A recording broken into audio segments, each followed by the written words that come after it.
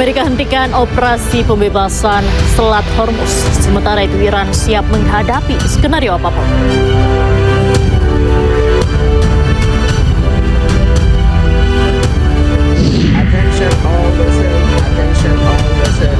Meski terus di bawah ancaman Amerika Serikat, Iran tetap membatasi kapal-kapal yang masuk dan keluar Selat Hormuz.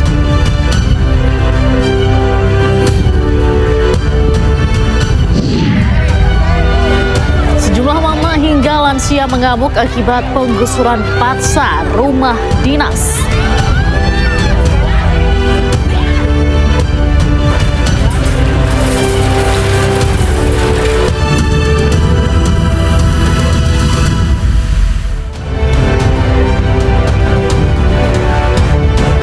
Selamat sore pemirsa, demikian tadi berita pilihan Ayu Sore bersama saya Diandra Mukni.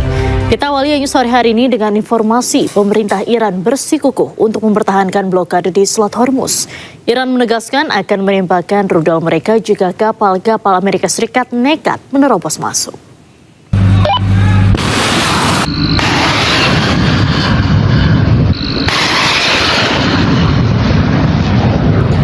Angkatan bersenjata Iran merilis sebuah video rudal-rudal yang ditembakkan.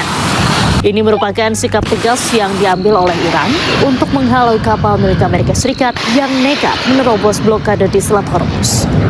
Dikutip dari kantor berita Iran Fars, 2 rudal menghantam kapal Amerika Serikat karena dinilai melanggar peringatan Iran.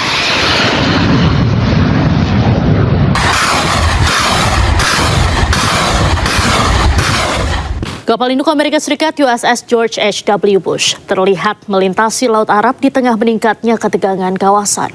Kehadiran kapal ini diklaim untuk memperkuat blokade laut terhadap Iran sekaligus mengamankan jalur pelayaran internasional.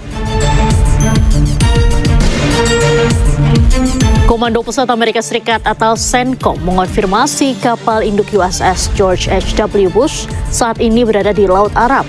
Kapal perang ini membawa lebih dari 60 pesawat tempur. Pengerahan dilakukan untuk mendukung blokade laut terhadap Iran yang mencakup wilayah Teluk Oman hingga Selat Hormuz yang merupakan jalur vital perdagangan energi dunia. Amerika Serikat menyebut operasi ini sebagai upaya menjaga kebebasan navigasi.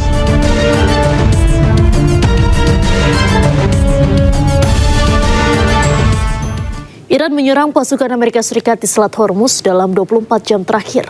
Presiden Amerika Serikat Donald Trump menyatakan serangan oleh kapal kecil Iran tersebut tidak berarti.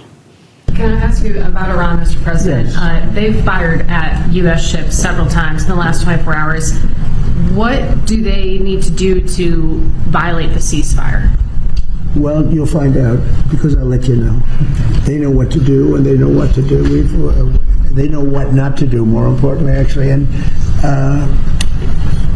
they fired them in little boats with pea shooters, the pea shooters, little boat with little, why? Because they don't have any boats anymore. The Navy is comprised of, they call them little boats. Fast right? Boats or little boats.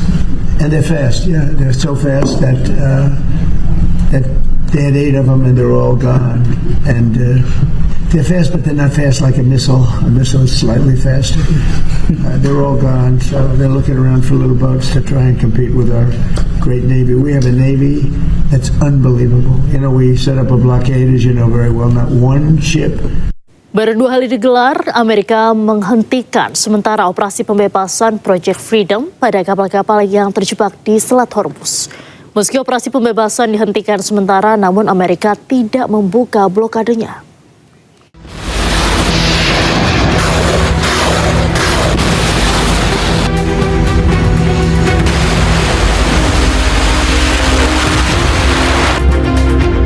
Baru 2 hari Amerika menggelar operasi pembebasan Project Freedom. Trump umumkan operasi pembebasan dihentikan sementara.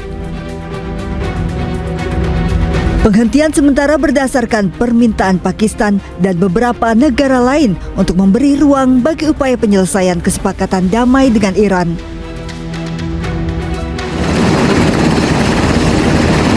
Meski operasi pembebasan Project Freedom terhadap kapal yang terjebak di Selat Hormuz ditangguhkan sementara, namun Amerika tidak akan membuka blokadenya dari Hormuz. As a direct gift from the United States to the world, we have established a powerful red, white, and blue dome over the strait.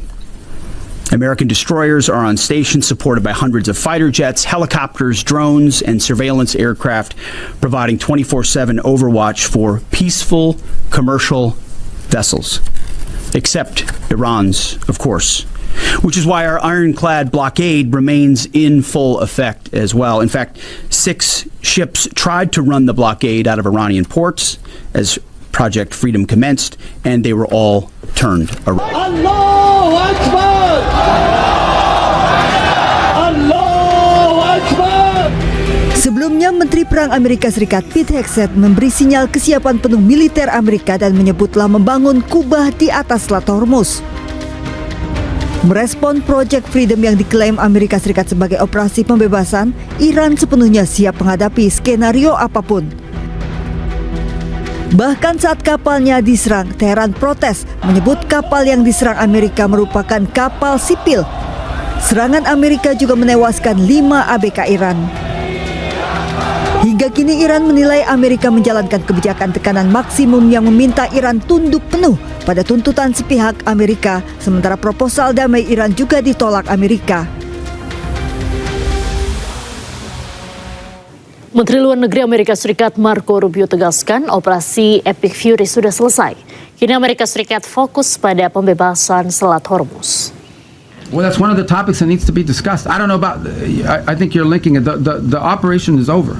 Epic Fury, as the president notified Congress, we're done with that stage of it. Okay, we're now on to this project of freedom. As far as the negotiation is concerned, I think the president's been clear that part of the negotiation process has to be not just the enrichment, but what happens to this material that's buried deep somewhere that they still have access to if they ever wanted to dig it out. That has to be addressed, and that's being addressed in the negotiation. I'm not going to go further on what progress has been made on that topic because I don't want to endanger the negotiations, but suffice it to say that the president and this entire team is aware of the centrality of that question, and that will have to be addressed one way or the other. Sebuah pesawat tanker milik Angkatan Udara Amerika Serikat diduga jatuh saat terbang di atas Teluk Arab dekat Selat Hormuz. 2 helikopter dikerahkan untuk pencarian.